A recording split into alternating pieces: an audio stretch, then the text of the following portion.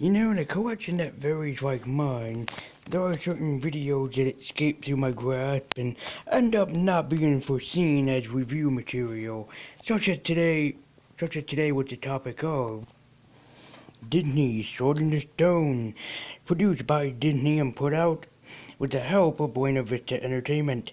Yes, if you know Disney, you should know about this specific movie and in its entirety, especially with the beautiful box art of King Arthur pulling Excalibur from the stone with Merlin looking on in amusement.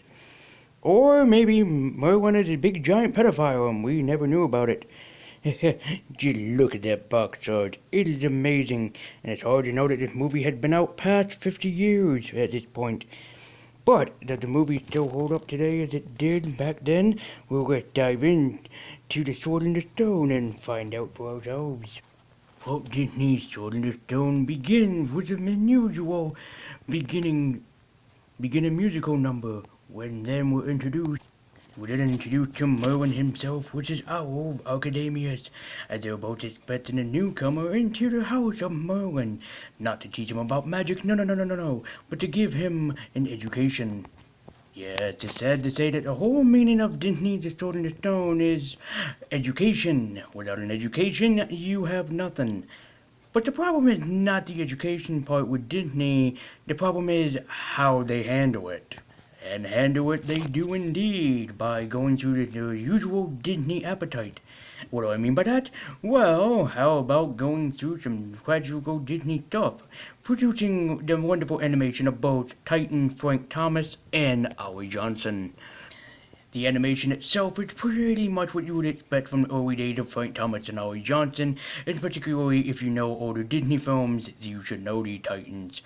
But where does Sword in the Stone fall into place? Well, it's all about Merlin trying to teach Arthur the ropes of humanity and the ropes of education. But this is where Disney failed to meet its marker. Of course, it's a story about a young boy growing up, but in classic Disney fashion, everything goes awry, especially when they try to repeat Fantasia with the Sorcerer's Apprentice.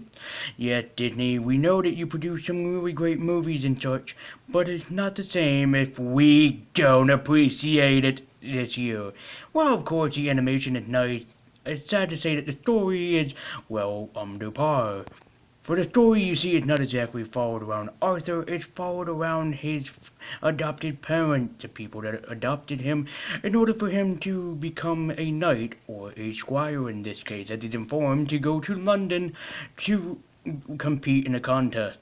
This, of course, becomes sort of the main focus of the movie. And I say sort of because mostly the movies revolved around Academius and Merlin teaching young Arthur everything about life, happiness, and, of course, education. But this is where the movie falls flat. It does end up coming into education, but sadly after the 1 hour mark falls in, of course. Academia tried to teach Arthur how to read and write, and to use the proper words and language.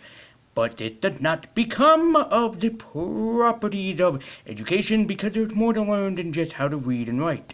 And especially later on when Arthur meets Madame Mim, it becomes rather potent that they suddenly just dropped the education part and never brought it up again. Yep, that is the entirety of the movie after when Madame Mim comes in, because it becomes more magical. And magical mischief is indeed what ends up happening in this film, because that is besides the point of Madame Mim and Merlin. They just have a magic off. That's it. Heck, you know what would be even better? Why don't you have them fight in a Yu-Gi-Oh! Duel? At least that'd be something of entertainment that we can all get behind. But I digress. As a fan of older Disney films, I can appreciate the animation for what it was and what it's trying to do, but conveying its point, it does not. Just like there was no reason for Merlin to become mad at Arthur later on when he's made into a squire. There's no rhyme or reason for this. He's never shown to be angry at him. He only wanted to know about the progress that he made and how he's becoming and his becomings of becoming the knight becomings. So yeah, this is just brought up right the hell out of nowhere.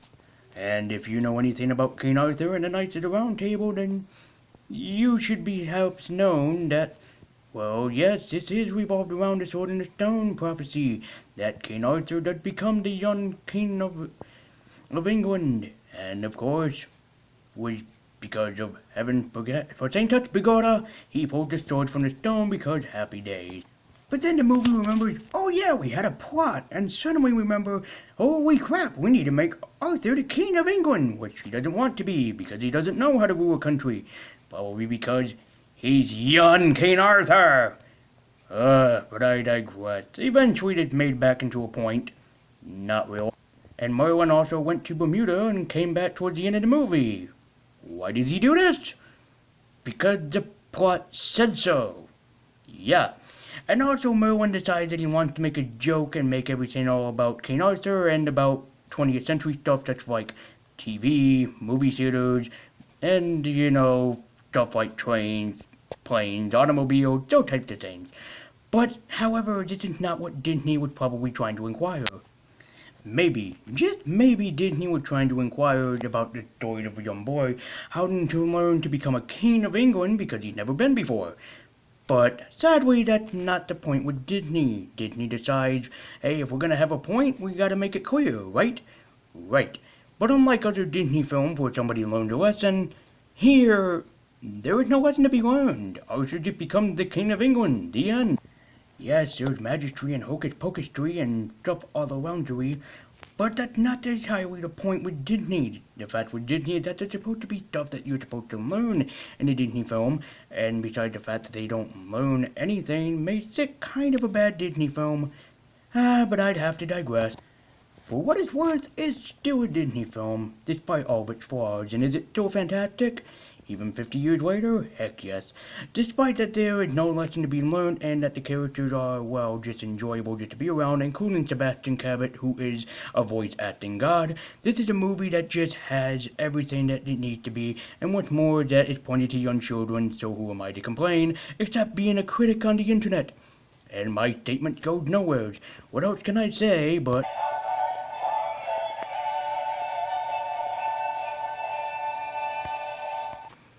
Anyways, that was my review of The Sword and the Stone. I hope that you enjoyed, and if you did, be sure to subscribe and leave a comment for more movies that you think I should review, and I hope to see you next time, because if you enjoyed this review, go check out some of my other ones, and I hope that you enjoyed this new video/directing style, because you're going to be seeing it a lot more in the future.